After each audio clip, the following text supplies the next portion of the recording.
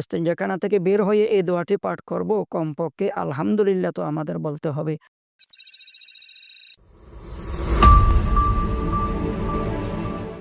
আসসালামু আলাইকুম ওরহমতুল্লাহি ওবরকাতুহ। ইন্নাল হামদুলিল্লাহ ওয়াসসালাতু ওয়াসসালামু আলা মান লা নবিয়্যা বা'দা, আম্মা বাদ। সুপ্রিয় দর্শক, মানাহিল টিভির পক্ষ থেকে আপনাদেরকে স্বাগতম। আজকে আমাদের সাথে অতিথি হিসেবে রয়েছেন জামিয়া বাইতুল করিম জামে মসজিদের সম্মানিত খতিব মুফতি ইব্রাহিম আনোয়ারি। আমরা জানি যে ইস্তিনজা করা এটা মানুষের একেবারে নিত্য নৈমিত্তিক ব্যাপার। কেউ ইস্তিনজা না করে, প্রস্রাব না করে থাকতে পারে না।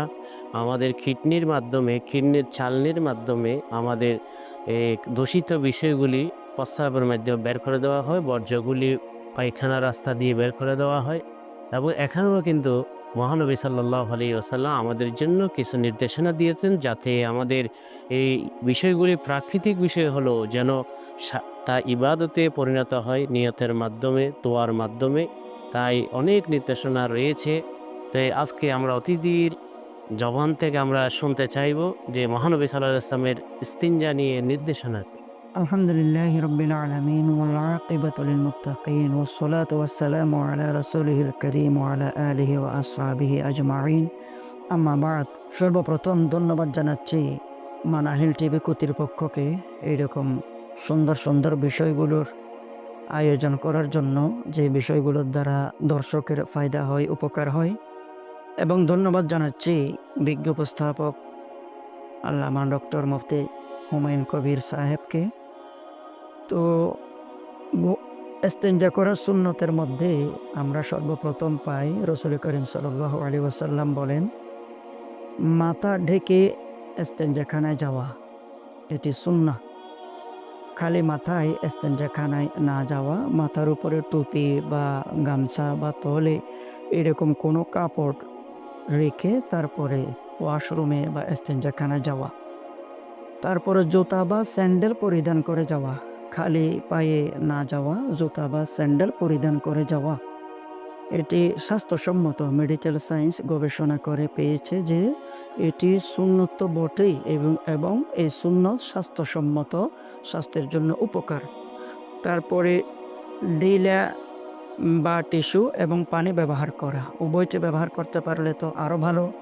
ডিলা টিস্যু বা পানি, ডিলা টিস্যু এবং পানি, এই প্রসঙ্গে আল্লাহ তাআলা বলেন ওয়াল্লাহু ইউহিব্বুল মুত্তাহহিরিন, অর্থাৎ যারা ডিলা বা টিস্যু এবং পানি ব্যবহার করে, উভয়টি যারা ব্যবহার করে তাদের শানে এই আয়াত নাজিল হয়েছে যে আল্লাহ তাআলা তাদেরকে মহব্বত করেন, পছন্দ করেন।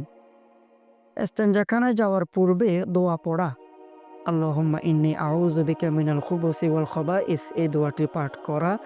অনেকে ভিতরে প্রবেশ করে দোয়াটি পাঠ করে না। ভিতরে কোনো রকমের দোয়া, এই জিকির আজকার করা, তাসবিহ তাহলিল আদায় করা, কাউকে সালাম দেওয়া, কেউ সালাম দিলে সালামের উত্তর দেওয়া, কোরআন শরীফ তেলাওয়াত করা এবং মুয়াজ্জিন সাহেব আজান দিলে ভিতরে আজানের জবাব দেওয়া, এগুলো কিছুতেই জায়েজ নাই। অনর্থক অযথা কথা বলাও জায়েজ নাই।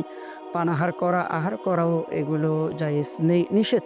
হাদিস শরীফে মারাত্মকভাবে নিষেধ করা হয়েছে। তাই ভিতরে কোনো রকম দোয়া পড়ব না, দোয়া বাহিরে পড়ে তারপরে ভিতরে প্রবেশ করব। বাম পা দিয়ে প্রবেশ করব, ডান পা দিয়ে নয়। ডান পা দিয়ে মসজিদে প্রবেশ করা হয়, কিন্তু এই ইস্তেঞ্জাখানায় বাম পা দিয়ে প্রবেশ করা সুন্নাহ।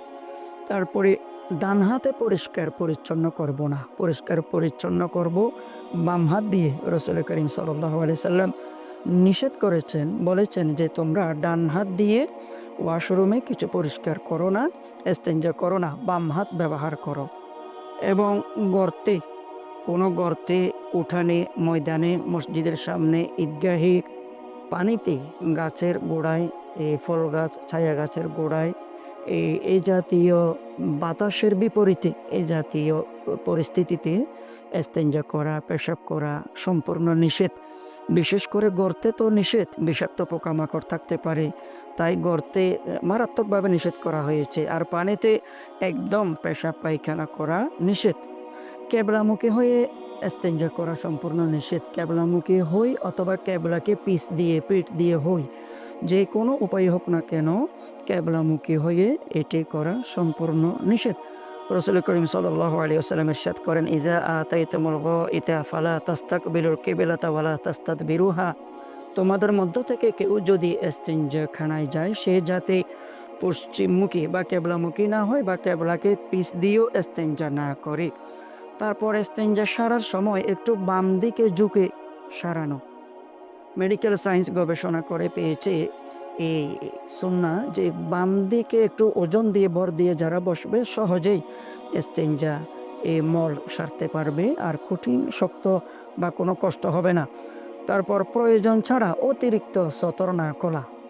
অনেকে অতিরিক্ত সতর খুলে ফেলে, এতটুকু দরকারও হয় না। তাই প্রয়োজনের অতিরিক্ত সতর না খোলা, উলঙ্গ না হওয়া এবং এই ডান পা দিয়ে বের হওয়া, এটি সুন্নত।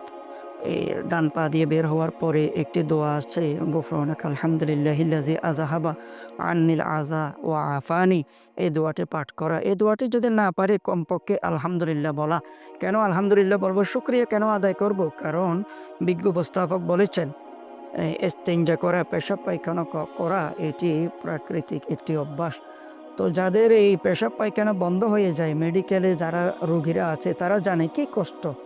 তাই আল্লাহ তাআলা সেই কষ্ট থেকে, সেই রোগ বালাই থেকে আমাদেরকে হেফাজত করেছেন।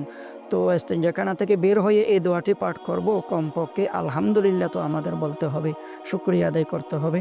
আল্লাহ তাআলা আমাদেরকে সুন্নত তরিকায় ইস্তিনজা করার তৌফিক দান করুন। ধন্যবাদ মুফতি ইব্রাহিম আনোয়ারি হাফিজাহুল্লাহ। তিনি ইস্তিনজার বিষয়ে আমাদেরকে সুন্দর মহানবী সাল্লাল্লাহু আলাইহি ওয়াসাল্লামের নির্দেশনা তুলে ধরেছেন।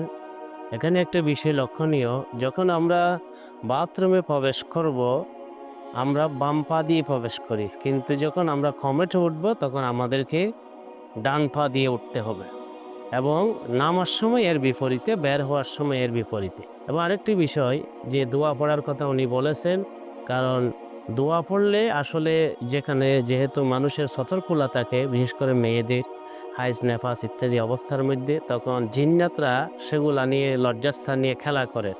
দোয়া পড়লে একটা অলৌকিক পর্দা পড়ে যায়, জিন্নাতরা আর মানুষের লজ্জাস্থান দেখতে পায় না।